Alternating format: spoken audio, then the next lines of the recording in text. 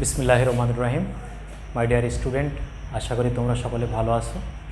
আমি তোমাদের দোয়ায় আল্লাহর অশেষ রহমতে ভালো আছি।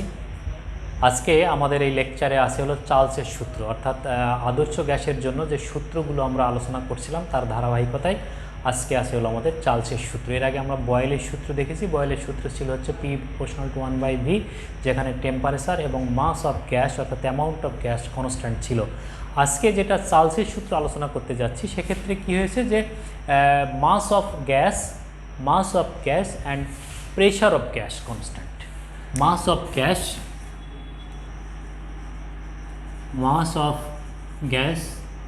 and pressure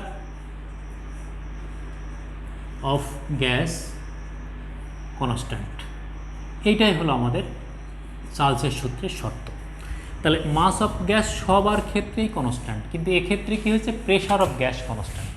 তাহলে প্রেশার অফ গ্যাস মানে কি পি।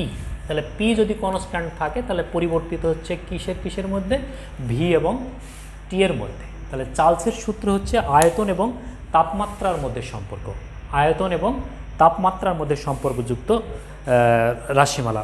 এটা 1787 খ্রিস্টাব্দে ফরাসি বিজ্ঞানী চার্লস 1787 খ্রিস্টাব্দে ফরাসি বিজ্ঞানী চার্লস সর্বপ্রথম এই সূত্রটি দেখিয়েছিলেন বা ভি এবং টি এর মধ্যে সম্পর্ক নির্ণয় করেছিলেন। এই জন্য তার নাম অনুসারে এই সূত্রটাকে চার্লসের সূত্র বলা হয়। সূত্রটাকে চার্লসের সূত্র বলা হয়। চার্লসের সূত্র কি হচ্ছে, গিভেন কন্ডিশন সেটা হচ্ছে mass and pressure R constant.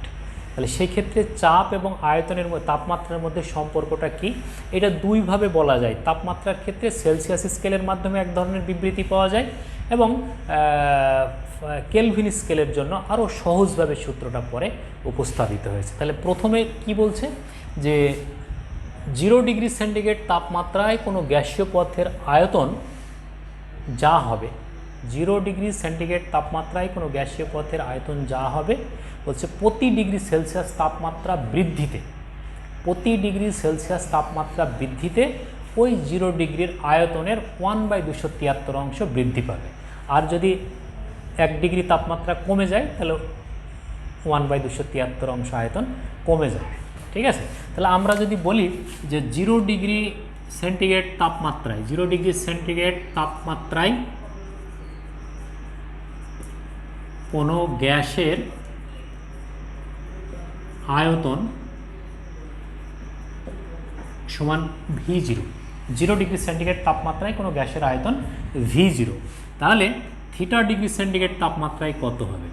Theta degree centigrade তাপমাত্রায় কোনো গ্যাসের আয়তন এই V = কত হবে বলছে, এই V0 থাকবে প্লাস বৃদ্ধি পাবে কত, এই V0/273, এইটা V0/273, অর্থাৎ প্রতি ডিগ্রি সেলসিয়াস তাপমাত্রা বৃদ্ধিতে তার কত ডিগ্রি বৃদ্ধি পাচ্ছে থিটা, এটা হলো V0/273 প্রতি ডিগ্রিতে। তাহলে এখানে তাপমাত্রা কত, theta.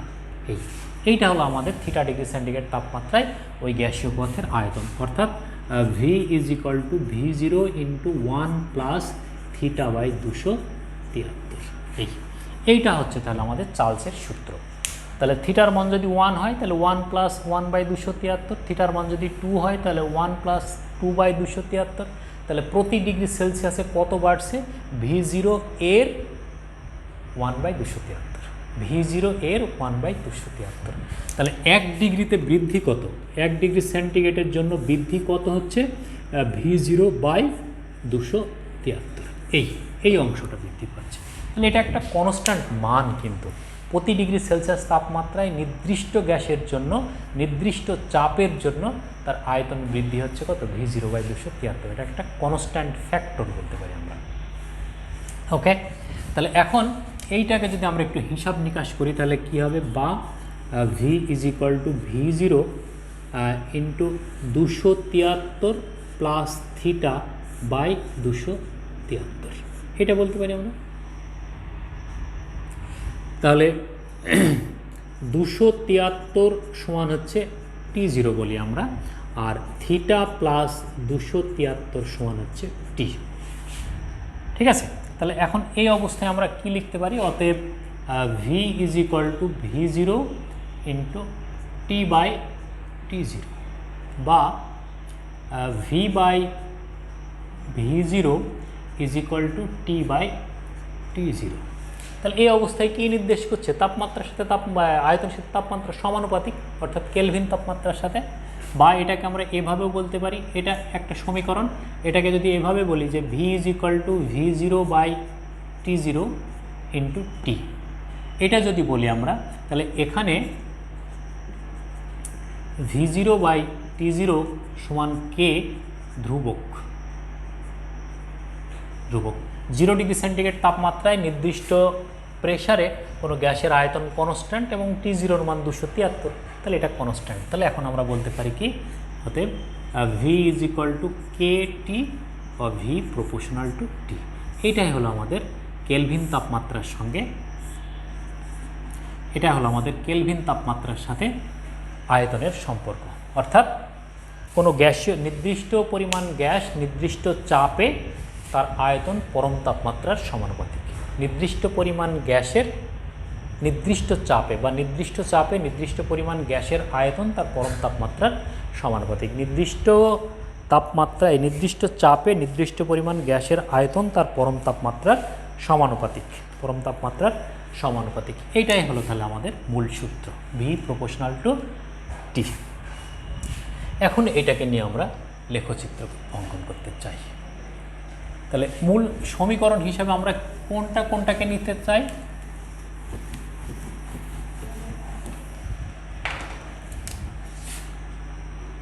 V is equal to V zero 1 plus theta by 273, এটাও হচ্ছে সেলসিয়াস স্কেলের জন্য। V is equal to V by V zero is equal to T by T zero, এটা হলো কেলভিন তাপমাত্রার জন্য। V is equal to K T, এটা হলো কেলভিন তাপমাত্রার জন্য। ভি প্রপোর্শনাল টু টি, এটা হলো আমাদের কেলভিন তাপমাত্রার জন্য। এগুলো সব একই সমীকরণ নির্দেশ করে। এখন আমরা দেখতে চাই ভি বনাম টি লেখচিত্রটা কেমন হবে। ভি বনাম টি লেখচিত্রটা কেমন হবে? 1 নম্বর, ভি ভার্সাস টি লেখচিত্র। তাহলে ভি ভার্সাস টি মানে কি? ভি প্রপোর্শনাল টু টি, তো সমীকরণ কি? ভি প্রপোর্শনাল টু টি। তাহলে ভি প্রপোর্শনাল টু টি লেখচিত্র কেমন হবে? এটা হচ্ছে টি, এদিকে হলো ভি, তাহলে মূল বিন্দুগামী সরলরেখা পাবো আমরা।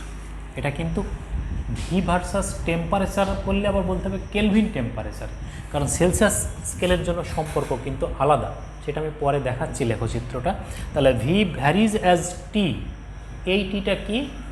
Kelvin temperature. তাহলে আয়তন ভার্সাস কেলভিন টেম্পারেচার, হ্যাঁ, ভি ভার্সাস কেলভিন টেম্পারেচার, এটা এরকম সমীকরণ। তাহলে এক্ষেত্রে কি হচ্ছে? প্রেশার কনস্ট্যান্ট, প্রেশার কনস্ট্যান্ট অর্থাৎ পি কনস্ট্যান্ট। তাহলে পিকে কি বলা হয়? পি যেহেতু কনস্ট্যান্ট, এই জন্য এটাকে বলা হয় আইসোবারিক গ্রাফ। আইসোবারিক গ্রাফ,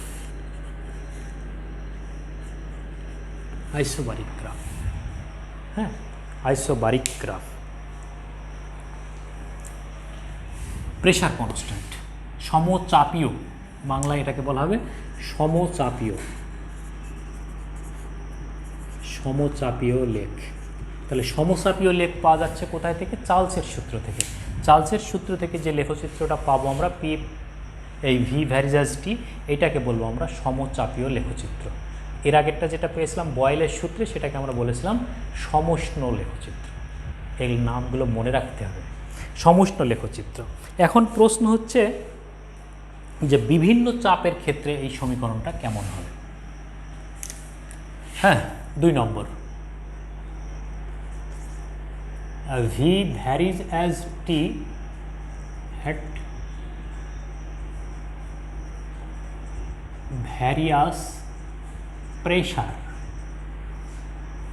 একটা নির্দিষ্ট চাপে একটা নির্দিষ্ট সূত্র পাবো। তাহলে সেই ক্ষেত্রে যদি এমন হয় যে এরকম একটা লেখচিত্র আমাদের দেওয়া হলো যে এদিকে টি, এদিকে হলো ভি এইটা টি, একটা লেখচিত্র এইটা, তাহলে একটা এইটা একটা এইটা একটা, তাহলে এই সমস্ত ক্ষেত্রগুলিতে কোন চাপের জন্য বেশি লেখচিত্র পাবো আমরা? দেওয়া আছে এটা হলো P3, এটা হলো P2, এটা হলো P1। তাহলে what is the relation between P2, P3 and P1? সেটা কি এরকম হবে, P3 is greater than P2 is greater than P1, না P3 is equal two P2 is equal two P1, না P3 is less than P2 is less than P1, আর কোনোটিই না, এরকম যদি হয় তাহলে এটা একটা অবজেক্টিভ খুব ইম্পর্টেন্ট একটা কোশ্চেন। তাহলে সেই ক্ষেত্রে আমাদের কোনটাকে ধরবো আমরা? দেখো আমরা জানি PV is equal to N বা কেটি বলি আমরা, PV is equal to KT. তাহলে এখানে সূত্রটা কার মধ্যে? তাহলে V is equal to K by P T. তাহলে এখানে ঢাল কত? ঢাল M is equal to K by P. তাহলে এই এম ভ্যারিজ অ্যাজ 1/p, তাহলে ঢালের মান পি এর মান যখন বড় হবে ঢালের মান তখন ছোট হবে। তাহলে পি এর মান যদি ছোট হয় তাহলে সেই ক্ষেত্রে আমাদের ঢাল কি হবে? বড় হবে। তাহলে এখানে পি ঢাল ছোট কোনটার? এই ঢালটা সব থেকে ছোট, এই এমটা। তাহলে এটা M3, এটা M2,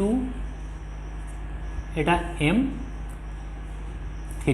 তাহলে এখন আমরা দেখতে পাচ্ছি যে এই M1, তাহলে দেখতে পাচ্ছি যে M1 is greater than M2 is greater than M3। তাহলে কী হবে? উল্টাটা ঘটবে, অতএব P3 is greater than P2 is greater than P1। তাহলে এটা সঠিক। ঠিক আছে, এগুলো একটু আমাদের খেয়াল রাখতে হবে। এখন প্রশ্ন হচ্ছে যে কেলভিন টেম্পারেচারের সাথে দেখছে আরেকটা লেখচিত্র, যেটা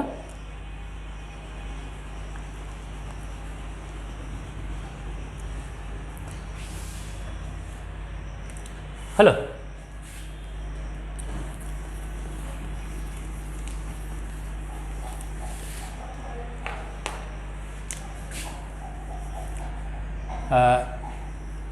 তিন number log V versus log T লেখচিত্র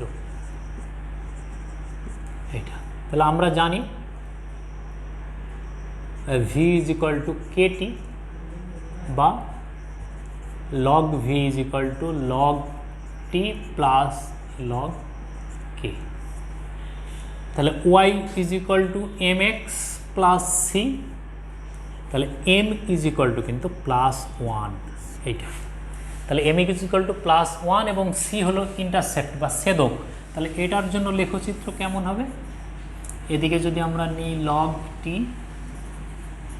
আর এদিকে হচ্ছে log v, এই তাহলে ইন্টারসেপ্ট, তাহলে লগ এইটুকু যদি 0 হয় তখনও আমাদের লগ ভি এর একটা মান থাকছে, তার মানে 0 ডিগ্রি সেন্টিগ্রেডের সেই আয়তনটাকে বোঝাচ্ছে। তাহলে এখান থেকে এই দিকে হবে, এইটুকু হচ্ছে আমাদের লগ কে। সেটা প্রেশারের উপর নির্ভর করবে কে এর মান। যেহেতু আমাদের কি পেলাম আমরা, কে এর মানটা কত পেয়েছিলাম জানো? কেটি। তাহলে m ইন্টু পি, তাহলে এই পি এর মানের উপরে কিন্তু আমাদের কে এর মানটা নির্ভর করবে। অর্থাৎ 0 ডিগ্রি সেন্টিগ্রেড তাপমাত্রা, 0 ডিগ্রি সেন্টিগ্রেড তাপমাত্রাতেও আমরা একটা আয়তন পাবো, সেই আয়তনের মান বড় হবে না ছোট হবে নির্ভর করবে প্রেশারের মানের উপরে। এইটা হলো আমাদের log P versus log V এর টি এর লেখচিত্র। আর একটা লেখচিত্র আমরা একটা দেখতে চাই এখানে সেলসিয়াস তাপমাত্রার সঙ্গে।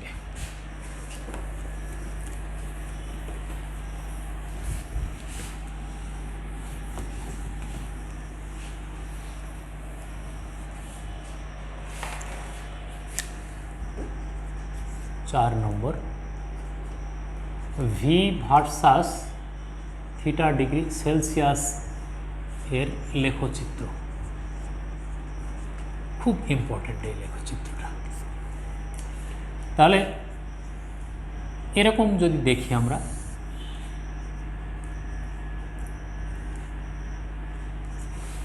এদিকে হলো আমাদের ভি, এদিকে হচ্ছে মাইনাস থিটা ডিগ্রি সেলসিয়াস।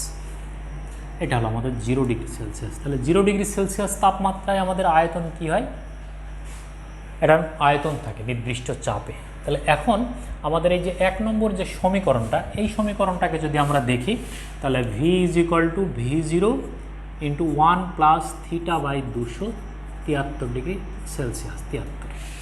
এখন থিটার মান যদি বৃদ্ধি পায় তাহলে সেই ক্ষেত্রে আমাদের এই ভি এর মান বৃদ্ধি পাবে। এখন প্রশ্ন হচ্ছে শুরুটা হবে কোন জায়গায় থেকে। তাহলে এই থিটার মান 0 এই জায়গাটায়, তাহলে থিটার মান যদি আমরা 0 বসাই তাহলে থিটা = 0 ডিগ্রি সেলসিয়াস, অতএব ভি তখন কত হবে, ভি = V0, অর্থাৎ এইটা হচ্ছে আমাদের V0 মনে করি আমরা V0। তাহলে এই V0 অ্যাট কনস্ট্যান্ট প্রেশার। তাহলে এখন এইটা যদি আমরা এখন বাড়াতে থাকি তাহলে এর মান বাড়তে থাকবে। কিভাবে বাড়বে তার আগে আমরা আরেকটা দেখে নিই যে থিটা = যদি আমরা -273 ডিগ্রি সেন্টিগ্রেড বসাই তাহলে কি হবে। তাহলে সেই ক্ষেত্রে দেখা যাচ্ছে যে এই মানটা যদি আমরা এখানে বসাই তাহলে V = V0 × 1 - 273/273 সমান 0। তাহলে ভি এর মান 0। তাহলে এই দিকে যদি আমরা এইভাবে দেখি 100, 200, এটা 273, এটা 300, এরকম যদি দেখি আমরা তাহলে এই 273-এ এসে আয়তন 0 হবে। তাহলে এখান থেকে এইরকম একটা গ্রাফ পাবো আমরা। এই -273, এটা কিন্তু মাইনাস তাপমাত্রার রেঞ্জ। তাহলে এই জায়গায় এসে আমাদের V = 0। এখন নির্দিষ্ট তাপমাত্রার ক্ষেত্রে তাহলে এখন এই তাপমাত্রা যদি আমরা বাড়াই তাহলে কি হবে, আয়তন কমে যাবে 0 ডিগ্রিতে। তাহলে এরকম পাবো আমরা। তাহলে এই সমস্তগুলোর ক্ষেত্রে কি হবে যে এইটা তাহলে আমাদের P3, এটা হলো P2, এটা হলো P1, যেখানে P3 = P2 = P1। এর ব্যাখ্যা আমরা আগে দেখেছি। তাহলে এখন দেখা যাচ্ছে যে -273 ডিগ্রি সেন্টিগ্রেড তাপমাত্রার ক্ষেত্রে সকল গ্যাসীয় পদার্থের আয়তন 0 পাওয়া যাচ্ছে। সেলসিয়াস স্কেলের তাপমাত্রার সঙ্গে যদি আমরা আয়তনের লেখচিত্র অঙ্কন করি তাহলে দেখা যাচ্ছে যে -273 ডিগ্রি সেন্টিগ্রেড তাপমাত্রায় সকল গ্যাসীয় পদার্থের আয়তন 0। -273 ডিগ্রি সেন্টিগ্রেড তাপমাত্রায় যে কোনো চাপে সকল গ্যাসীয় পদার্থের আয়তন 0 হয়। গ্রাফেও দেখছি আমরা, সমীকরণেও দেখছি। তাই -273 ডিগ্রি সেন্টিগ্রেড তাপমাত্রাকে পরম শূন্য তাপমাত্রা বলে। এখন এইটার ক্ষেত্রে যদি আমরা -273 ডিগ্রি সেন্টিগ্রেড করি, থিটা আরও লেস দ্যান -273 ডিগ্রি সেন্টিগ্রেড, আরও যদি কমায় তাহলে সেই ক্ষেত্রে কি হবে, এই নেগেটিভ টার্মটা বড় হয়ে যাবে, ভি এর মান কি হবে, ঋণাত্মক হবে। এই ভি = ঋণাত্মক, যা অসম্ভব। কোনো বস্তুর আয়তনে ঋণাত্মক হতে পারে না। 0টা নাই ধরে নিলাম আমরা কোনোভাবে হলো, কিন্তু মাইনাস আয়তন কোনো বস্তুর সম্ভব না। এবং এটা সম্পর্কে আমাদের ফিজিক্স, কেমিস্ট্রি বা ম্যাথামেটিক্স আমরা কোনো ব্যাখ্যা পাই না। তাহলে যদি না পেয়ে থাকি তাহলে এটা হচ্ছে কি, ইম্পসিবল, অসম্ভব। তাহলে কোনো বস্তুর তাপমাত্রা -273 ডিগ্রি সেন্টিগ্রেড অপেক্ষা আর কম হতে পারে না। -273 ডিগ্রি সেন্টিগ্রেড অপেক্ষা কোনো বস্তুর তাপমাত্রা আর নিচে আসতে পারে না। তাই এইটাকে পরম শূন্য তাপমাত্রা বলে। পরম শূন্য তাপমাত্রা বা পরম শীতল তাপমাত্রাও বলে, শীতলতম তাপমাত্রাও বলে এটাকে। কারণ এর থেকে আর তাপমাত্রা কমানো সম্ভব নয়। -273 ডিগ্রিও সম্ভব না, কিন্তু সেক্ষেত্রে আয়তন 0 হচ্ছে, কিন্তু ঋণাত্মক তো হতেই পারে না। কোনো বস্তুর আয়তনে ঋণাত্মক হলে কি হয় এটা সম্পর্কে কোনো ব্যাখ্যা ম্যাথামেটিক্যালি বা থিওরিটিক্যালি কোনোভাবেই পাওয়া সম্ভব হচ্ছে না, বাস্তব তো নাই। তাহলে এই জন্য আমরা -273 ডিগ্রি সেন্টিগ্রেড তাপমাত্রাকেই পরম শূন্য তাপমাত্রা বলবো বা পরম শীতল তাপমাত্রা বলে থাকি এটাকে।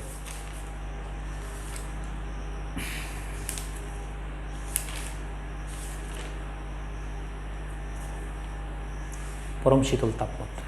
তাহলে এটাই হলো আমাদের চার্লসের সূত্র। তাহলে চার্লসের সূত্র থেকে আমরা খুব গুরুত্বপূর্ণ কিছু জিনিস পাচ্ছি, যে কোনো গ্যাসীয় পথের আয়তন শূন্য কখন হয়, কোন তাপমাত্রাকে আমরা পরম শূন্য তাপমাত্রা বলবো, কোন তাপমাত্রাকে আমরা শীতলতম তাপমাত্রা বলবো, কোনো বস্তুর তাপমাত্রা -273 ডিগ্রি সেন্টিগ্রেড অপেক্ষা কম হতে পারে না কেন, এই বিষয়গুলো নিয়ে আমরা চার্লসের সূত্র থেকে ধারণা পাচ্ছি। চার্লসের সূত্র তাহলে মূল বিষয়টা কী ছিল, যে নির্দিষ্ট পরিমাণ গ্যাসকে নির্দিষ্ট চাপে রেখে তার তাপমাত্রার সঙ্গে আয়তনের ভ্যারিয়েশন লক্ষ্য করেছিলেন বিজ্ঞানী চার্লস।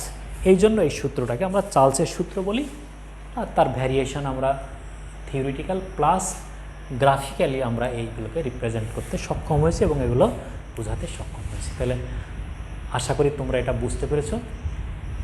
হ্যাঁ, এর গাণিতিক অবস্থা যেগুলো আছে বা নিউমেরিক্যাল অ্যানালাইসিস, আমি নিউমেরিক্যাল অ্যানালাইসিসে তার সম্পর্কে আরও বিস্তারিত দেখাতে সক্ষম হব আশা করছি। তো তোমরা এগুলো ভালো করে পড়ো, বোঝো। ফিজিক্স বুঝতে হবে, ফিজিক্স না বুঝে ম্যাথমেটিক্স মানে শুধু গাণিতিক অংশ বুঝে আসলে কোনো কিছু কাজে আসবে না আমাদের। তাই আমি সবসময় বলি, you have to know the physics of the physics. Allah Hafiz.